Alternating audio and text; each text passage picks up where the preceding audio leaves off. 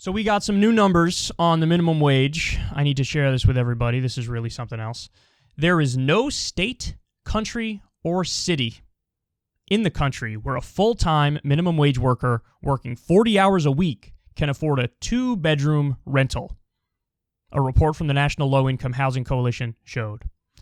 A full-time minimum wage worker can afford a 1-bedroom rental in only 7% of all U.S. counties.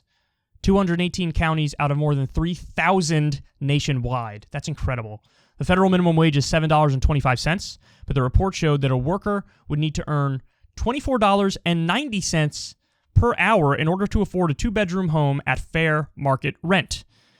And a $20.40 housing wage would be needed for a 1-bedroom. Fair market rents are government estimates of what a person should expect to pay for a modest home in their area. A housing wage is the amount a worker would need to earn to afford a home without spending more than 30% of their income on rent. Wow. So, 2-bedroom apartment, minimum wage worker can't afford that anywhere in the United States of America. A 1-bedroom apartment, only 7% of all U.S. counties can a minimum wage worker afford that.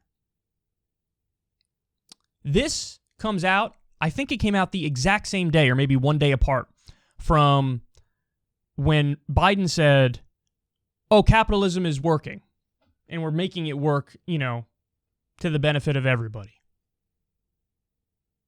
What are you talking about? Other numbers I saw the other day. U.S. wealth and income inequality is almost literally off the charts compared to every other developed country. You think this system is working? You work full-time and you can't even put a roof over your head? Or what are you going to do? Squeeze a family of 4 into a studio apartment? This is criminal, man. This is criminal. Brianna Joy Gray made a great point to Crystal Ball and I on our last podcast. She said, society is in trouble when you have people who followed the rules, did everything they were supposed to do, and they still can't make it. Society is crumbling, falling apart, when people nominally do everything right, and they fall behind, and they can't make it. That's exactly where we're at right now. Exactly where we're at right now. And by the way, you might look at this and say, whoa, that means $15 minimum wage isn't even enough.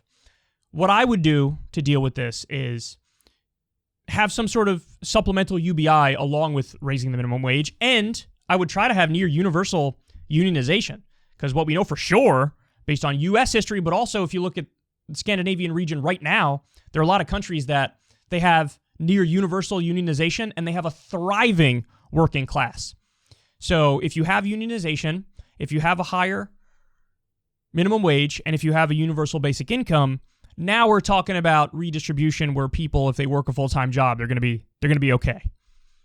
What we have now is not that. It's not even close to that. And a lot of people have just gotten used to this. You know what I mean? Like, plenty of people, if you bring this fact up to them, their response is, you just work your way up the ladder. So they look at this and they're not even bothered by it, or they say something like, minimum wage jobs are all for, people in high school in the summer. They don't need more than this. But if you look at the data, that's actually not true. There are many minimum wage workers. The majority of minimum wage workers are not the teenager on summer vacation. So, and also you have this issue where if you tell everybody, hey, wake up, work your hardest, get up that ladder, get a promotion, and earn more money. If you tell everybody that, and let's say everybody takes your advice, everybody wakes up, they work as hard as they can, they really put their all into their job, whatever their job is everybody going to get the promotion? So if you work hard, you always get the promotion. That's really the argument. Everybody's going to get the promotion? No, because then there's nobody left to do those jobs. So then the question becomes, do you want to pay the people who are working those jobs enough so they can survive? And if you answer no to that, you're a giant prick. You're an asshole. I see no way around that. So, again, this stuff is astonishing. If the minimum wage kept up with productivity, it would be over $20 an hour already. Now, you could say, hey, some of that productivity actually isn't because of the worker. Some of it is because of technology. Fair enough, but it's still an astonishing fact. Also, if it was just equal to what it was in 1968, it would be over $10 an hour today. So the minimum wage today is worth less than the minimum wage was in 1968. Think about that. That's amazing.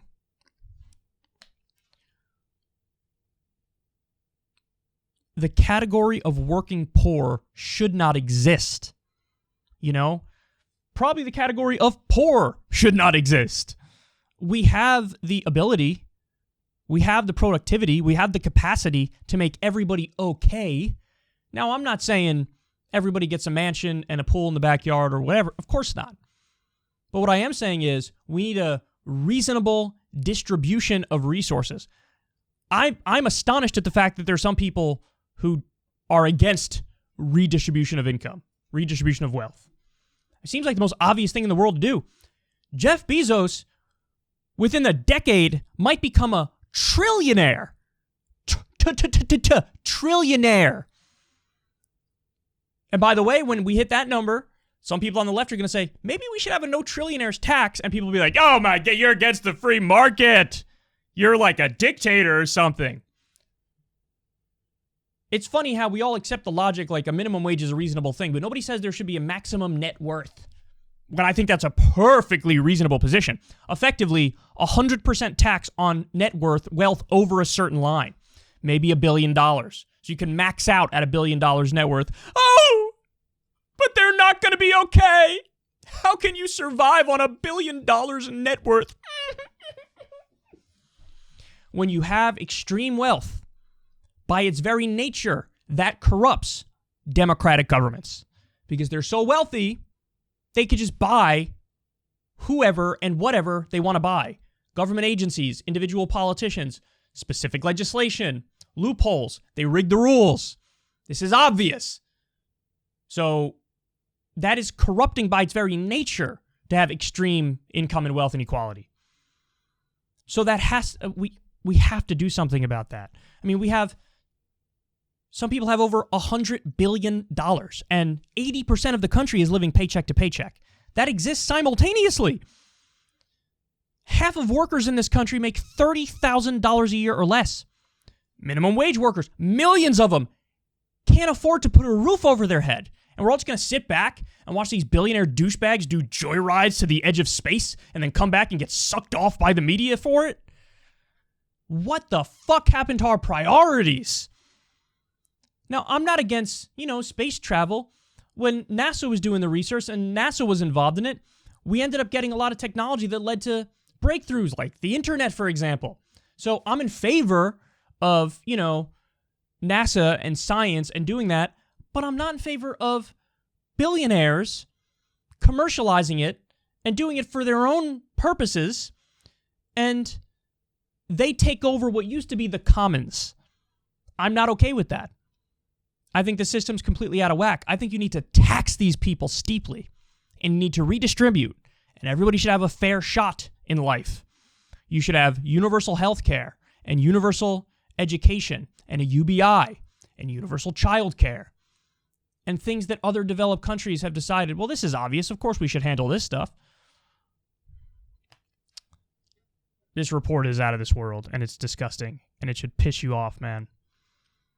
Again, if you have a system where people are doing everything they're supposed to do and they still can't afford to even put a roof over their head, maybe the problem isn't with the individual. Maybe the problem is the system. If you want to see me and Crystal Ball interview legends like Noam Chomsky, Cornel West, and more, subscribe to Crystal Kyle and Friends on Substack. $5 a month gets you the video version a day early. Remember, we take $0 ad dollars for this podcast. Or you can sign up on Substack for free and get the audio version a day later. Link in the video description box below.